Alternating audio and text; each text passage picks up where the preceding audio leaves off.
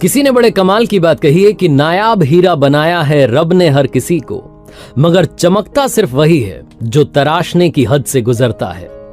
Hi guys, मेरा नाम है आरजे कार्तिक। एक छोटी सी कहानी है अफ्रीका कॉन्टिनेंट की। बात उस दौर की है जब अफ्रीका में बहुत सारी हीरों की खानें मिल रही थी, डायमंड माइंस मिल रही थी, और जिसके पास में माइन आ गई वो तो मतलब दुनिया का सबसे अमीर आदमी बन रहा था, माला माल हो रहा था।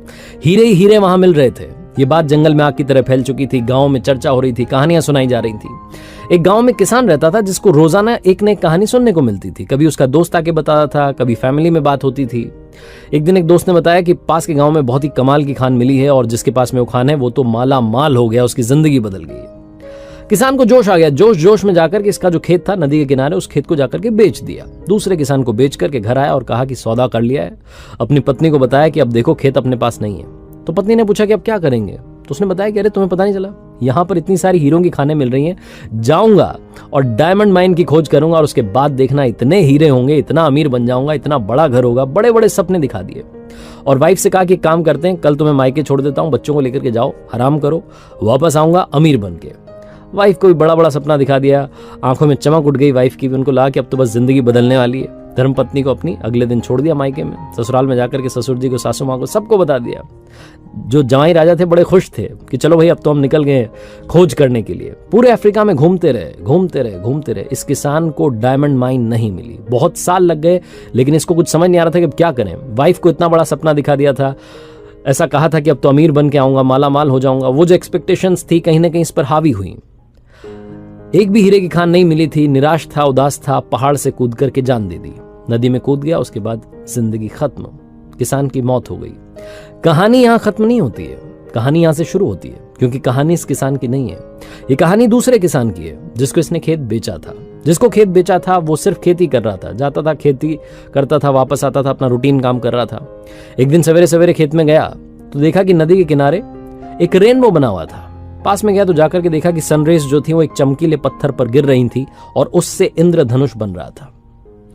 उस चमकीले पत्थर को उठाया, इसको लगा कि बड़ा सजावटी आइटम है, इसको लेकर के चलते हैं, और घर ले जाकर के बड़ी मासूमियत से ड्राइंग रूम में अलमारी में रख दिया।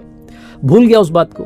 एक दिन एक दोस्त इसके घर पर आया। उसने बोला कि भाई ये कहां से मिला, ये चमकीला पत्थर कहां से मिला है तुम्हें? तो उसने कहा कि मेरे खेत में है, नदी किनारे खेत के वहां पर रखा हुआ था, वहां से लेकर के आया और अब यहां सजा दिया है, तुम्हें चाहिए तो तुम ले जाओ।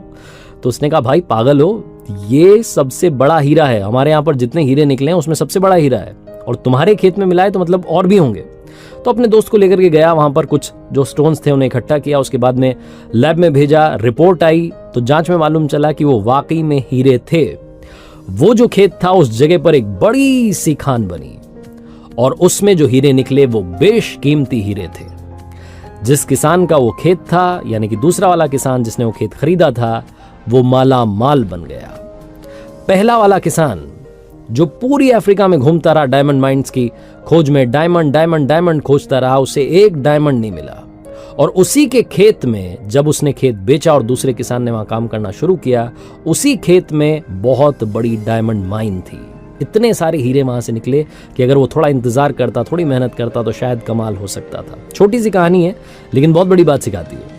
पहले वाले किसान के पैरों के नीचे हीरे थे लेकिन उसे मालूम नहीं था। उसने पूरा महाद्वीप, पूरा कॉन्टिनेंट खोज लिया लेकिन हीरे नहीं मिले। दूसरा वाला किसान जिसकी जिंदगी बदल गई, अवसर उसके सामने था, उसके दोस्त ने उसको रास्ता दिखाया और खेल पलट गया। लाइफ में हमेशा अपॉर्चुनिटीज आपके आसपास हैं। अगर आप अपॉर्चुनिटीज तलाशने के लिए कहीं दूर चले जाएंगे तो ना तो अपॉर्चुनिटी मिलेगी, ना अवसर मिलेगा और ना सक्सेस मिलेगी। कई बार कहते हैं कि अपॉर्चुनिटी आपके दरवाजे पर दस्तक दे रही होती है। अगर आपके दरवाजे पर दस्तक नहीं दे रही है तो खिड़की खोल करके देखिएगा, हो सकता है वहां से दस्तक दे रही हो। आप ही के आसपास मौका है, उसको तलाशिए और उसके बाद कमाल कर दिखाइए। संकट के समय में याद रखना, कुछ बिखर जाते हैं और कुछ निखर जाते हैं। तो अपॉर्चुनिटीज की तलाश कीजिए, सही मौके पर चौका लगाइए और कर दिखाओ कुछ ऐसा कि दुनिया करना चाहे आपके